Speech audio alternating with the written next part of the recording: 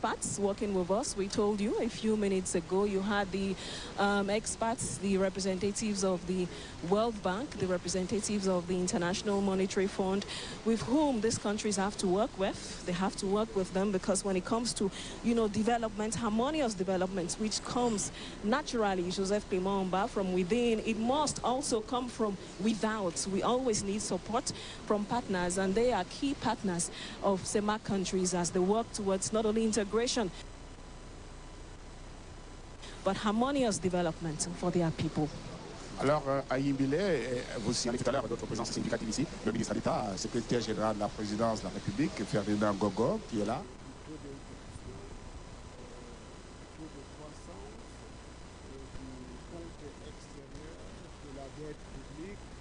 Tous ces indicateurs sont pratiquement au rouge et l'on fait constater, si l'on en croit les spécialistes, que l'évolution récente de la situation macroéconomique en zone CEMAC a fait ressortir un certain nombre de constances qui justifient la grande inquiétude qui habite les décideurs, la grande inquiétude qui est à l'origine de la convocation express de cette session extraordinaire de la CEMAC. C'est une réunion d'urgence et je crois que c'est une réunion, comme vous l'avez indiqué, qui devrait donner l'occasion d'explorer toutes les pistes disponibles, toutes les pistes pour pouvoir redresser la situation et revenir aux normes communautaires, parce que c'est cela qui fait défaut, le non-respect des normes communautaires dues, par exemple, à ce que l'on a épinglé comme indiscipline budgétaire. Je crois que ce sont des sujets sur lesquels on pourrait revenir de fond en comble. Ebenezer.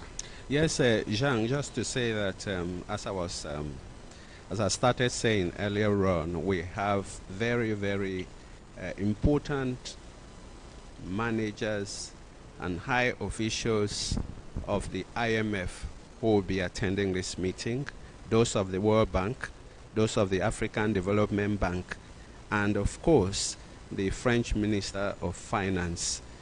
Those people, very important indeed, will be here. They have been helping CEMAC all these years in order to develop economically and become stable. So what we know is that CEMAC countries are very vulnerable to shocks. We do realize that the fall in oil prices between 2018 and 2020, for example, gave them a lot of problems, the economies I'm talking about. Then COVID-19 came, that pandemic, that also destabilized the economies of CEMAC. And later on, we had this conflict in the Ukraine that, of course, also gave shocks to the economies of this sub-region. And there's this global inflation that has been very hard on the economies of CEMAC as well. Generally, the international financial situation has not been very good, and this has impacted negatively on these economies. And then there's this rising geopolitical tensions that are all over the world and even in the sub-region. They too are having an effect on these economies.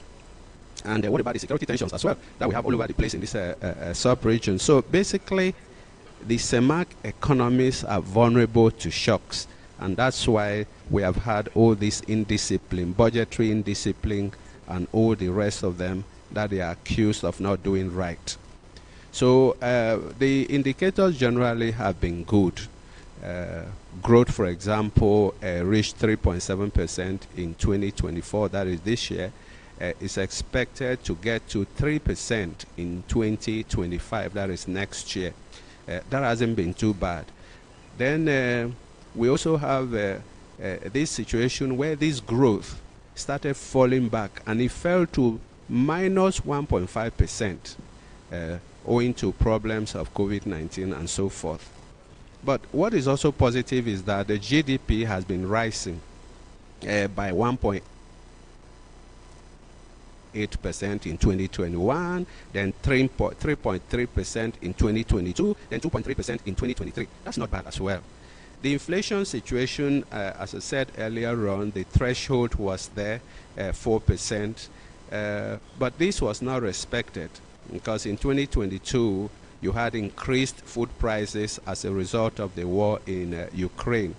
So inflation generally, has to follow a situation like that. It reached 5.3% in 2022, and 2023 it got even worse, 5.4%. That was well above the threshold of 4%. Then we also had debt in this sub-region. They realized the IMF statistics and everything is saying that these countries are heavily indebted. And therefore, in fact, they are below the multilateral convergence criterion of 70%.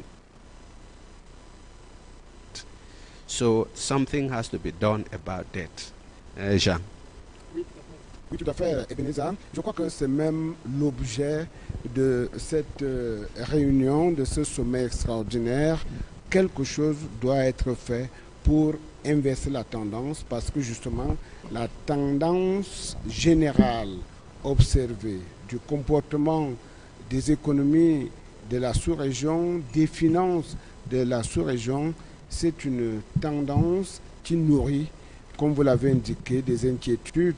Vous avez fort opportunément rappelé, par exemple, le taux de croissance économique dans la sous-région après la pandémie du Covid-19.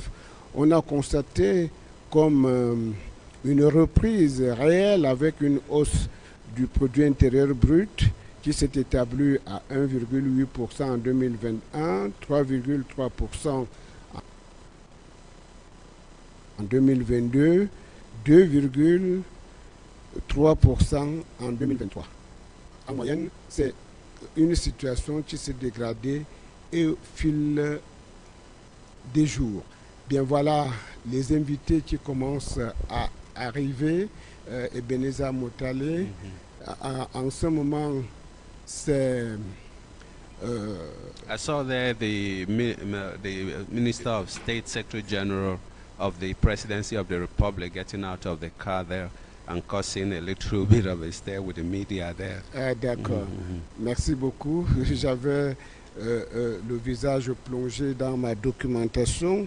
Je parlais donc du taux de croissance qui, au cours des 3 dernières années, est revenu à son niveau pré-pandémie Covid-19, soit 2,6%. C'est un taux qui n'encourage pas. Le Cameroun signale, dont disent les spécialistes, reste l'économie la plus résiliente. Mais le Cameroun n'est pas seul dans la communauté. L'opprimé de la classe doit continuer à jouer son rôle de leader. La croissance de la CEMAC devrait se situer d'après les perspectives économiques disponibles à 3,7% en 2024, mais pour redescendre à 3,0% en 2025. Ce sont des tendances qui devraient alerter et qui alertent et qui justifient, n'est-ce pas, la convocation de cette réunion d'urgence. Il y a un autre indicateur qui nourrit des inquiétudes, il s'agit de l'inflation. La vie coûte de plus en plus cher dans nos pays quand on va au marché. Lorsqu'on écoute nos épouses, eh bien, l'inflation a atteint un niveau qui fait peur. 5,3% au cours de la période de référence et a persisté en 2023 en se situant à 5,4%. Cette inflation en zone CEMAC devrait progressivement baisser selon les statistiques disponibles. Pareil pour les finances publiques. C'est pour cela que ce sommet adresse des questions à la fois économiques et financières, parce que justement les finances publiques en zone CEMAC, après une nette aggravation du solde budgétaire entre 2012 et 2016, où il a atteint moins 7 7,3%. Et bien surtout, s'est progressivement amélioré pour se situer à moins 0,8% en 2019 du fait de la mise en œuvre des programmes avec le FMI, signale-t-on, dans les milieux avertis. Seulement, cette amélioration a été beaucoup plus portée par une réduction des dépenses qu'une amélioration des recettes. Donc, c'est un indicateur qui est au rouge. On peut passer en revue les autres indicateurs, comme vous l'avez si bien relevé, et pour justifier pourquoi ce sommet extraordinaire maintenant. Vous l'avez aussi dit, en 2016, ce fut le même scénario. Le président de la République du Cameroun, en assumant son rôle de leader de première économie de la sous-région, a également pris l'initiative de convoquer ses pairs à Yaoundé pour prendre les résolutions hautement courageuses, audacieuses, qui avaient été consignées dans le communiqué final. Mais je crois, comme les spécialistes l'indiquaient sur notre plateau l'autre jour, le plateau de PCTV, en l'occurrence le vice-président de la commission de la CEMAC, Charles Assamba Ongodo, l'un des problèmes, c'est que les décisions sont prises et ne sont pas nécessairement suivies, ne sont pas nécessairement mises en œuvre. On observe comme une indiscipline budgétaire. Les États devraient apprendre à se discipliner, à respecter les engagements qu'ils prennent au sein de la communauté. Et je crois que la prise de conscience qui précède la prise de décisions courageuses est déjà un signe rassurant. Yes, Jean, just going back to 2016, when they had the same situation, these countries decided to create a tripartite ad hoc committee that was supposed to look at these situations and follow them up. But as you are saying, the indiscipline has not made it possible for a number of projects to be followed up. You have projects that were initiated in 2014 that up to now have not matured. So there's a real problem indeed of follow-up within CEMAC. So things that are happening should have a solution within the community itself. Whereas the objectives of CEMAC were very, very glorious, if you like. They were, let me give you this quotation, an integrated emerging economic area where security, solidarity, and good governance reign in the service of human development by 2025. That was the objective of CEMAC. But as we can see, we are in trouble just on the threshold of 2025, when we should have been reaping the good things of the previous years.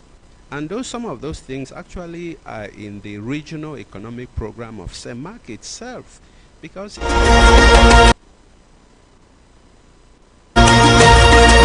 these projects were supposed to integrate this region even greater. Some of these 11 projects exist in Cameroon, you know, in the south from Saint-Melima to Weso in North Congo. You have a beautiful road now, a motorway that everyone within the region can use to get to either Cameroon or Congo. On peut également citer Beneza Motale parmi ces projets intégrateurs, tout au moins du côté du Cameroun, que nous maîtrisons mieux. Eh bien, il y a ce projet de construction du pont sur le fleuve Ntem. Il y a la construction de la voie express, le Labé Campo entre le Cameroun et la Guinée équatoriale. Il y a ce projet d'interconnexion des réseaux électriques entre le Cameroun et le Tchad. Je n'oublie pas naturellement l'autre projet, l'interconnexion du Cameroun avec les autres pays de la CEMAC par la fibre optique. Et il y a également l'université inter-État Cameroun-Congo qui a vu le campus de Saint-Melima bénéficier tout récemment d'équipements didactiques. Donc, les choses se font dans la sous-région en termes de facilitation de l'intégration sous-régionale. Donc quand nous disons que les indicateurs macroéconomiques sont au rouge, bon, ça ne veut pas dire que rien ne se fait depuis la création de la communauté. Non, non, beaucoup de choses se font et se font dans le sens, naturellement, de la vision des chefs d'État de la CEMAC. Je rappelle rapidement que cette vision portée par les 6 chefs d'État de la CEMAC est de faire de la CEMAC, de la Communauté économique et monétaire de l'Afrique centrale, un espace économique intégré, émergent, où règne la sécurité, la solidarité, la bonne gouvernance au service du développement humain à l'horizon 2025. Nous sommes en 2024. 2025, c'est demain, c'est dans quelques jours, c'est dans quelques semaines. Mais l'horizon que l'on fixe, tel que c'est le cas, n'est pas quelque chose de statique, non. Voilà, au moment où j'indique que l'effort d'intégration qui se fait dans la sous-région, arrive donc le Premier ministre, chef du gouvernement, Joseph John Gouté, qui revient tout droit de l'aéroport international de Yaoundé-Simalène. Vous le savez, depuis hier, c'est lui qui, en sa qualité de représentant personnel du chef de l'État, Paul Biya, accueille les différents plénipotentiaires à ce sommet. Il a accueilli tout le monde. Il vient d'accueillir ce matin même, comme nous le disions, le président de la République de Guinée équatoriale, le président de la République centrafricaine, qui sont donc arrivés ce matin alors que les autres plénipotentiaires sont à Yaoundé depuis hier après-midi. Yes, Jean, just as you're saying, with these integration projects, so much could be done within this sub-region. I know since they are looking at a problem, at the same time they'll be looking for a solution. And this solution can bring a lot of good to the 55 million citizens of the sub-region. As you all know, Cameroon has a population of 29.4 million people. Gabon has 2.5 million. The Central African Republic has 5.3 million. Chad 20.2. Congo has 6.1, and Equatorial Guinea has 1.9 million people. So you can see if they harness all their energies, intelligence, everything, the human capital that exists, so much can be done in this sub-region, Jean. And you know, these 11 priority integration projects we're talking about, they were basically to facilitate transport and trade. They were also to help with production and interconnectivity, just as we were talking.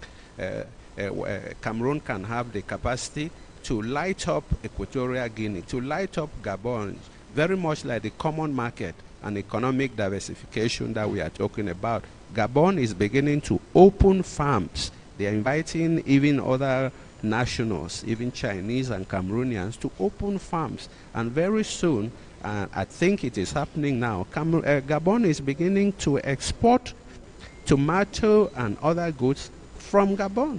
Gabon, that was a recipient a few years ago. So at least with the development of human capital in this sub-region, I know so much will be achieved with 55 million people. That's a growing market. And eventually, as they are talking of harmonization with ECAS, you probably have what, maybe, and that will be an important market in the Central African sub-region. So, Jean, as we wait for our August guests to arrive, we'll continue to feed our viewers of PRC TV, which was born on the 4th of November 2022, with information on what